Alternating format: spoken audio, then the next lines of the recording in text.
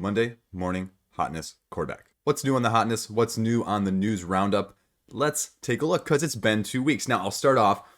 Biggest thing you guys can do for me right now is subscribe if you're not subscribing and just view it in general, because I have made some contact out there with some companies that will go not to be named. And I think the biggest thing that I can show them is that you guys are subscribing and watching my videos. That's just the biggest thing you guys can do. So that is what I would love to see. I would love to get that subscriber number jacked up to show these people out there that, you know, not only can I get the views by you guys who are interested in watching this, but that those subscriber numbers show that there's a lot of interest in what I'm putting out there in general.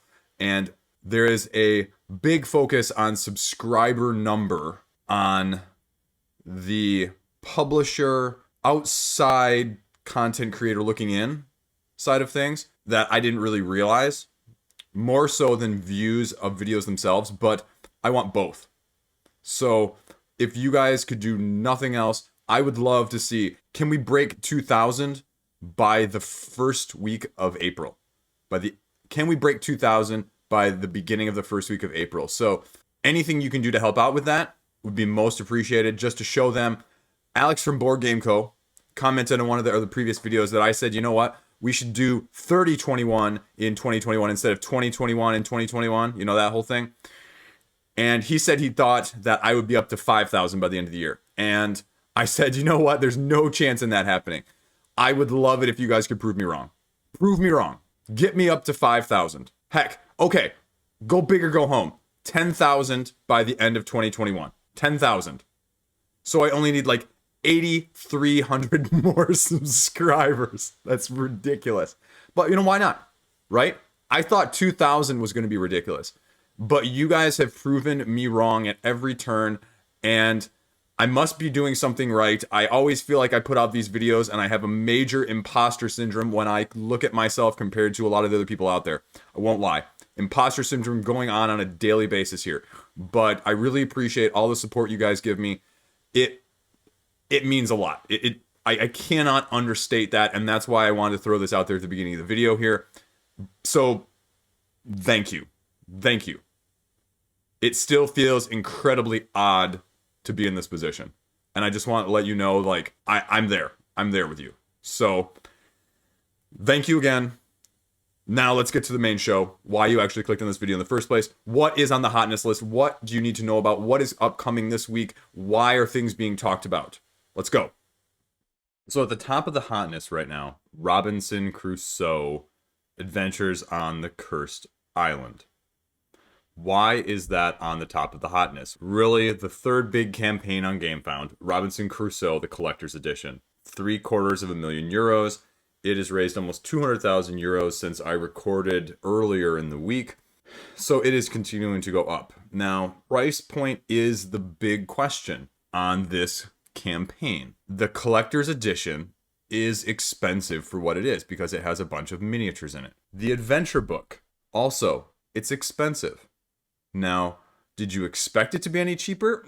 Probably not, but I didn't expect the shipping on this also to be half the cost. So you're talking 45 euros pretty much anywhere in the world right now.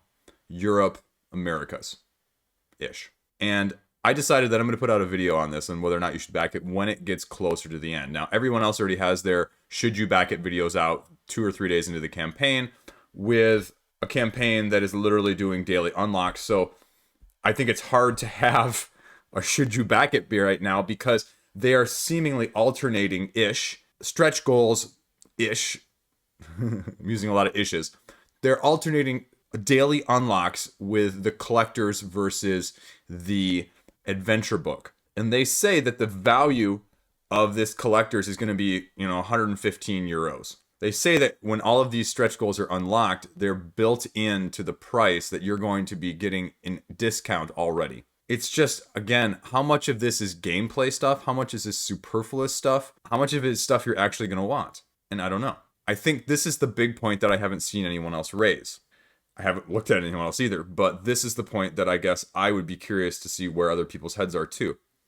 We always talk, and this is going to be one of the main points I think on my should you back it, about these miniature heavy games. And I'm not, this is the side point, I'm not talking about these miniatures right now, let me be clear. The miniature heavy games, and we talk about like Arcadia Quest, or Project Elite, or whatever, pick your poison it is. And we say, well, you've got 37 heroes for Arcadia Quest, and 57 villains. You're never going to be able to play all that replayability. You're never going to get to it all.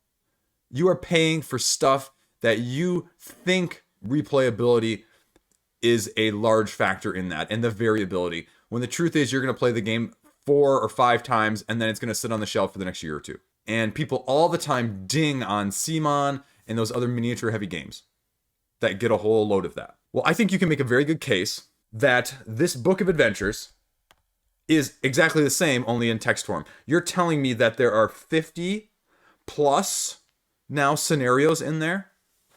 50? And then I'm sure those 50 are going to have ways you can tweak them. I look at that in the same light as those super miniature heavy board games with redundancy of miniatures or types of miniatures or types of elements within a game. My other fear is that you see this book of adventures, just like with the stretch goals on those campaigns, is how much actual variation is there going to be?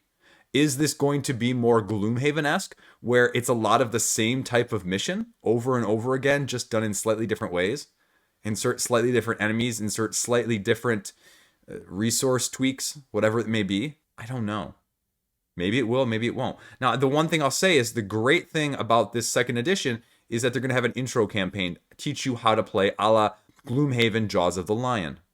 And I think more people, if nothing else learned from this campaign, more people should be doing that sort of thing on a slightly, I don't want to say heavier game, but a slightly more challenging game than that people can feel more confident in getting to the table initially, but then subsequently as well. Because isn't that sometimes the biggest barrier? I mean, the biggest barrier for me is not wanting to play the game, or it's not playing it once I know how. It's that steep learning curve on the first or second attempt. And if you can decrease that, all of a sudden, the doors open for a lot of other experiences. Personally, I think picking up a used core and then picking whatever you want here is where, if I was inclined, I would look that way. But I think, like I said, it's going to be dependent on what else gets unlocked. And there are still 17 more days. So we'll see what the final value looks like. But again, I guess this raises the question of deluxeification, like I mentioned 2 weeks ago, second editions, and is this a game that really needs miniatures? I mean, yes, no game technically needs miniatures. Yes, thank you, folks. But even more so, at least in the other miniature games, they're there for a specific purpose. Is this as useful as in those games or not? I don't know. That's what you think. I'm not going to decide for you, but it's a thought.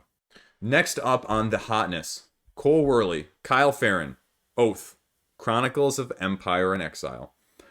This is probably on the highest scale of games I regret not backing on Kickstarter. At the same time, didn't see the reason to back it on Kickstarter. Now, why do you say that, Chris? I say that because this is the game I think I hoped Root was going to be initially. Sort of a sandbox, take that very swingy, card-driven, tableau-building game with story elements that come from the play experience, not necessarily a campaign game in the sense that you're running through a story. I am a big fan of Kyle Farron's art, so it is automatically attractive to me. But the reason why I didn't back it is because I looked at this and I said $90 for a journal, the game, and the deluxe component set. I didn't feel like deluxe components don't do a whole lot for me. And so I felt like I was paying more for the latter two of the journal and the component set, along with the shipping. And don't get me wrong, if I could get it $90 shipped right now, I might take somebody up on that offer if they did that for me. I would be heavily interested in trading for this game. Heavily. But my plan ultimately was to roll the dice and risk it and see if I could get it at retail for less without those extras. And so right now, you can pre-order it on Miniature Market for $80. And for $80, I throw in one of the other expansions for Aquatica or Nidavellier that I'm going to get anyway. And I'm at the free shipping threshold, which means I got it for $10 cheaper. Now, $10 cheaper, I don't know what the shipping was on Oath here.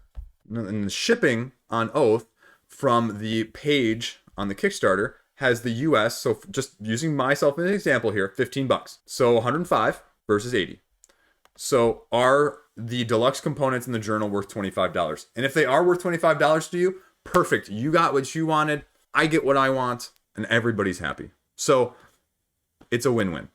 But that's why it's on the Hotness, and this is probably one of my highest games on my wish list right now, period. So if anybody knows anybody out there, or if anybody wants to hook a brother up, I'd be all for it. But if not, I'm probably going to buy it. So just a matter of time. But that is why it's on the Hotness, because everyone is getting it right now. Backers are getting it right now. Starting to see it pop up. I think the Australia ones are already getting it. I think the US ones are in the process of being fulfilled or nearly there. So you're going to see a lot more of it come out. There's going to be a ton of people covering it because a ton of people backed it, because 13,300 people backed it. And so you're going to be starting to see some of the bigger channels, bigger than myself. Hey, make me bigger. I can be one of them. It's just going to be everywhere. So it's going to be on the Hotness for the next couple of weeks. So just be aware. I already see people on Game Steward, but also on Board Game Geek charging $120 for their copies. So you're looking at about a 33% increase in costs. So if you want to get that, that's about what you're going to be willing to pay at this point. I think I've seen anywhere between 110 and 130. You're going to pay a little bit of a premium. I think Game Steward was $118.99. So if you're looking and you really want to get it, you can get it there. But otherwise, I really want this game. I really want to play this game. I'd love to experience it because I think it's going to be a type of game that I really am going to enjoy and that I will force people in my group to play repeated weeks as opposed to others. So anyway, that is why Oath is on the Hotness.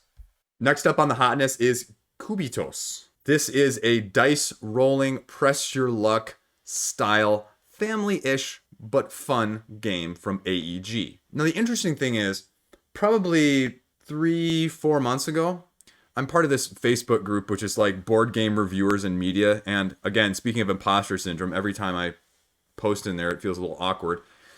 But I don't post in there a whole lot, but I see a lot of posts in there. And there was a representative from AEG, months ago that posted, hey, are people interested in reviewing this? And as you know by this point, that I am super select about anything I'm asking for in terms of reviewing. I want it to be something I'm super interested in. I knew nothing about this game. There was not a whole lot of any information out there for it at that point. And, 20, 30 comments within the first half an hour of people saying, hey, here's my site. Hey, here's my site. So I wasn't sure where it was going to end up, but clearly people like it. And they're comparing it to sort of a Press Your Luck Quacks, only a little bit more of dice rolling and a ton of it at that. It's a race game. You are racing your dice. Roll dice, move dice, buy new dice. You have a support team of dice and a main die that you're moving. Get new abilities, move better. First one to the finish line wins. It's also on the Hotness because Shut Up and Sit Down. They reviewed it. I think Tom was the one who did it, and they gave it a pretty glowing review as well. And so just because of that, don't expect to be able to get a copy at retail in the near future unless you've already got yours ordered or on the way. I'm not sure what the availability is like, but I think I see people already starting to mark up for it here. You can see there's a $50 one right there. Amazon, $48. All in all, again, maybe I should have asked for a copy. Honestly, 4 months ago, they probably would have laughed in my face and said, you're again way too small. And that's probably still true, but I'm getting a little bigger, right? Yeah. So all in all, I mean, people are commenting, oh, it's beautiful. Oh, I want it to be really good. I think art is a great appealing thing, but it only draws you in. The gameplay has to capture me. I would rather have an ugly game and great gameplay than a pretty game that is mediocre. I'd love to try it. I'll probably watch a little gameplay to see if it's for me, and maybe I'll pick it up. Maybe I'll pick it up with my order of Oath, But that's why it's on the Hotness. You're going to see a bunch more come out. I think a bunch of people have just posted within the last week already. Videos, before you play, Shut Up and Sit Down. Things go in waves, in case you didn't know. So that is Cubitos, and that is why it's on the Hotness. Everdell is next up on the hot list, and I'll mention it briefly just because it's there, just because the last campaign, the complete collection with 2 new expansions for the semi-controversial pledge level to get everything at $199, which left some feeling a little bit disgruntled and a lot of people selling their copies trying to pay for the new stuff by selling the old stuff, has ended, and it raised nearly $5 million, which is a ton of money for a game like this. Tableau building, worker placement, resource gathering type of game from Starling Games. And Starling Games is not without their own issues. So there is definitely some concern there. I won't go into that. But it ended, and it raised a lot of money. Let's take a look here real quick. 31,000 people. Less than 10% just got the new expansions. About 30% got the expansions with the big box. And 50% got the all-in, essentially. Which still leaves about 4,000 backers, if I do my math correctly, that did not pledge at a pledge level that are maybe in for $1. So you could really be looking at well over $5 million by the time the pledge manager ends for this, which again is super impressive. And I feel like that has to be, without looking at a spreadsheet or my records here in front of me, one of, if not the highest game raising money so far in 2021, which as a non-miniature game is, again, super impressive. Now, will the new expansions hold up? What will inevitably these people who bought it for $199 when they find out that they don't actually like the game sell it for? That'll be interesting to see on the secondary market when this comes out, what, a year from now? Maybe 15 months from now, essentially, if we're being realistic. So we'll kind of see what that looks like. Are people going to be selling it for $199? Are people going to be selling it for $250? Are people going to be selling it for $150? Probably not $150, but if you're lucky, maybe. So we'll see. I'm interested to see what it's going to do on the secondary market because it's a little bit of a wild card and something that we don't see in that way often. So, but that is why it's on the Hotness, and that's why I'm briefly mentioning it again. So next up on the Hotness is Fjords. And Fjords is on the Hotness, in case you missed my Kickstarter roundup video from this week, because it just launched. The second edition redoing of the game from 2005. It is a tile-laying abstract, not worker placement abstract type of game, but it is a game where you are dividing up into two phases, laying the tiles in the longhouses, and then the second phase doing majority area control with your said people, using them to branch off from your longhouses that were placed in the first round to begin with. You are tile laying, and so you have matching of the tiles that you're laying, but you can only create one landmass, so it's all contiguous. The question is, and the question I proposed on the Kickstarter page is, although it's 10 times its funding goal, which is very impressive, I did not see necessarily a good reason for me to feel like I needed to get it on the Kickstarter. The deluxeifications were more plastic upgrades in the tiles and the Secret Runes expansion that did not leave me feeling like I needed those, as well as increased workers to be able to play it as an epic 2-player or even a 4-player game. And I think personally myself, I would play this at a 2-player game, so I don't see the need necessarily for the extras. I know that they're going to maybe having some other stretch goals, so I have it saved right now to see what else comes up.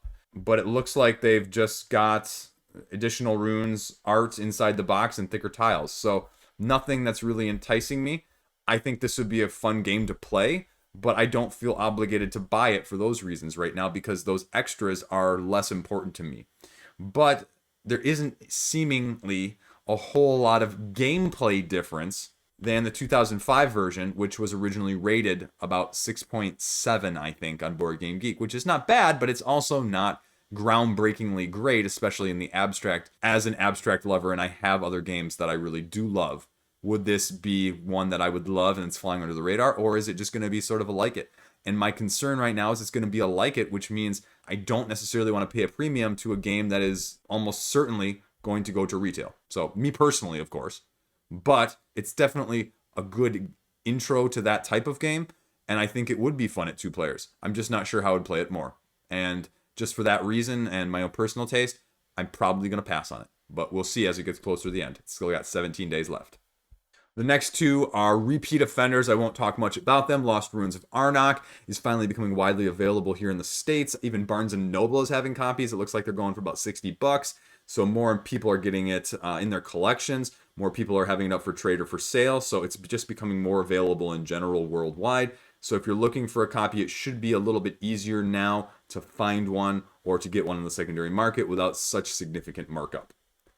Next up, again, Red Rising, the Stonemaier latest game. It's on pre-order now at some of the major markets. I think Miniature Market has it for $32. Tableau builder a la Fantasy Realms, card laying, card playing, tableau building type of game. It's got a 7.6 rating right now on Board Game Geek with almost 300 ratings in. Personally, again, I think this is a game I'd love to play, but I'm not sure I'm ready to buy. And I think the overhead from what I've seen in terms of rules and explanations and gameplay seems like it's just going to be a fun type of maybe upgraded Splendor for me and the kids eventually. Something that has a little bit more choice, a little bit more tactical nature to it, but not something that is going to be hard to get to the table or significant overhead. So I look at it from that side of things, not as the absolute best game in the world, but hey, a good solid game that I'd like to play and like to get to the table occasionally. So eventually I might pick up a copy or just get one in trade, because I think the deluxe collector's edition was not really of any interest to me. And so the standard retail should be more than enough for plain old Jane me. So I'm completely okay with that, as I said with Oath earlier. So I am okay with that, and hopefully I'll end up with a copy and I can get it to the table and just enjoy it for what it is. My first Stonemaier game. That's Red Rising. Next up is one you may have heard of, may not have heard of. This is Ginkgopolis. And this is a Civ-esque game, tile laying, card drafting, simultaneous action selection, area majority game that has been out of print and sort of a grail game for people. It is now being reprinted, and you can pre-order and even order it, I think, from select places. I think there's a little bit of new artwork, but the gameplay is exactly the same as the classic. And it always feels weird saying that a classic from less than a decade ago of 2012. Again, this is a very interesting, unique game. You have 3 different colors, as you can see here: red, yellow, and blue. They all do different things depending on which color they are. Resources, points, or new city tiles. So what you do is you select a card out of your hand and you put that tile on one of the outside edges of the board that you're creating. You can also, alternatively, put it on top of another tile that's already on the board. Now you have to be careful, because those cards that you don't play get passed to your neighbor so that they can choose one on their turn. And when you play a color card, you then get a color ability that then makes you stronger and more able to do things on later turns subsequently. So you're growing as you develop. That is the game. It is apparently a very different way of thinking and building and doing things. Now that I understand a little bit more of what it is, it's going to be on my wish list. It's just probably not going to be high, because I think this is going to have a higher learning curve than some of the other games I typically play. So my game group might not be as interested in it initially, and it would take 2 or 3 plays to get more of a grasp and a technique and a situational awareness. But I'm going to put it on there because I think it's worth playing. And like I said, it's very highly thought of, and it does seem to be in the realm of things I like doing in terms of card playing abilities as well as tile placement. So this reprint is the reason it's becoming more available, and it's on the hotness because of it. So that is what you need to know, and that is Ginkgopolis.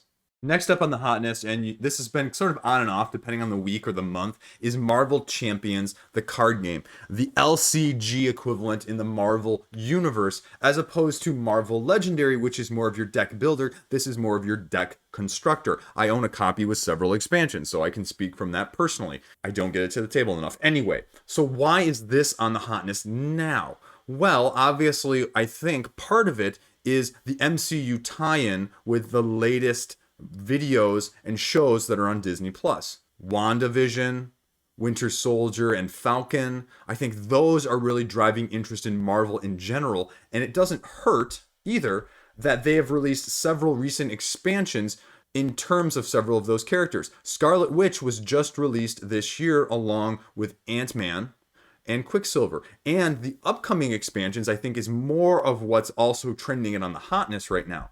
The next one to be released is Galaxy's Most Wanted. So you have another villain set as well as several heroes that you may recognize here.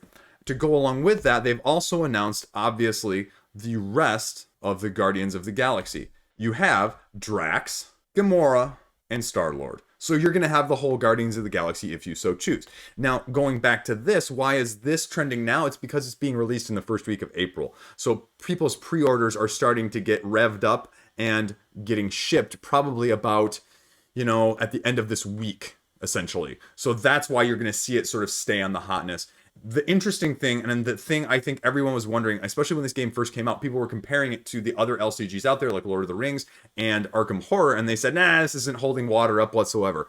Where they were comparing games who had literally been out for like a decade and had plethora of depth and extensive adaptations and interesting mechanisms improving and added along the way to just the core game that was Marvel Champions. And now that this is sort of the second big box expansion after the Rise of the Red Skull, what else new are we going to see? Because we saw it with the other Marvel property in Marvel Legendaries. And so I think you're going to see it here. Now, the biggest challenge, just like in any of these LCGs, is they are deck construction. And I am a poor man's deck constructor. I can't lie. So that is my biggest barrier to get it to the table right now. And like I said before, my kids are not of that age where they can't even deck construct for Pokemon yet.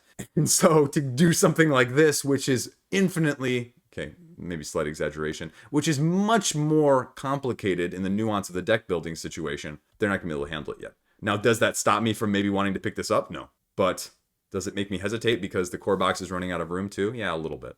That's more of the reason at this point. Anyway, so that is what you need to know about Marvel Champions. And if you're interested, definitely check it out. It is a great adaptation of the IP, I dare say. It's not loved by everybody, but I really enjoy it for what it is. And I think it offers something unique that we didn't have with this IP. And there's going to be X-Men in the future.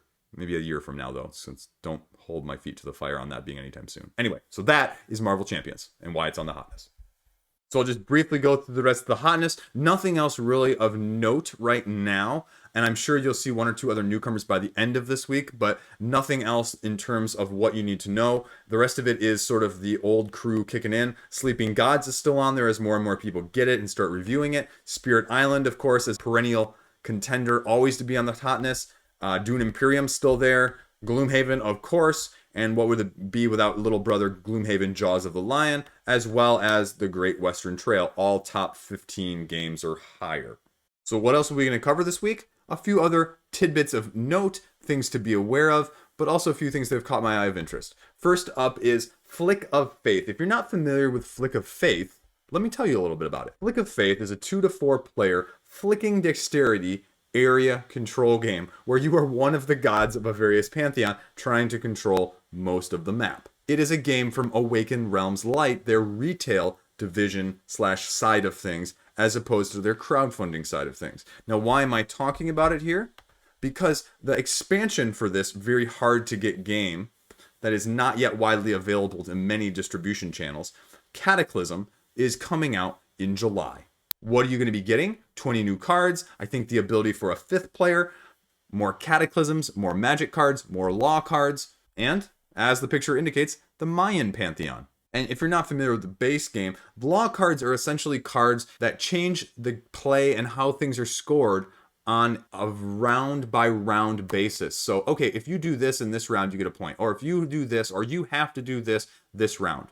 And so you're using those to your advantage or other people's disadvantage in order to get the most control. All in all, I just got my copy like last month, and I have not got a chance to play it, but knowing how hard it was to get and pre-order in the first place, I may be ordering this one soon, talking of expansions that I may get, as, if I really like the base game, I may want to get this before it becomes too hard to get. FYI, it's starting to become more available in North America, and you should check it out. If you're interested, send me a comment below, and I can show you where you can get it, or where you can order the expansion from as well. That is one thing of note that I enjoy.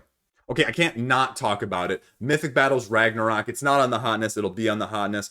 It's launching. It got delayed, and I think it's worth just mentioning, to April 5. It's still probably the second most hyped, interested game for me on crowdfunding this year so far. Probably only behind Primal, just because we knew more about Primal going into it.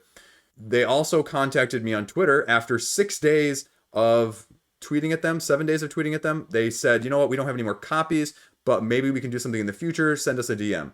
So I'm still waiting to be able to send them a DM. You know, Twitter's funny about, you know, if you do follow people in order to send DMs sometimes. So I'm trying to get in contact with them. So I may not have anything for you on Mythic Battles Ragnarok apart from the usual or a Should You Back, because I think you guys would like that on something like this, especially something so expensive, and as well as the comparison to Mythic Battles Pantheon in the first place.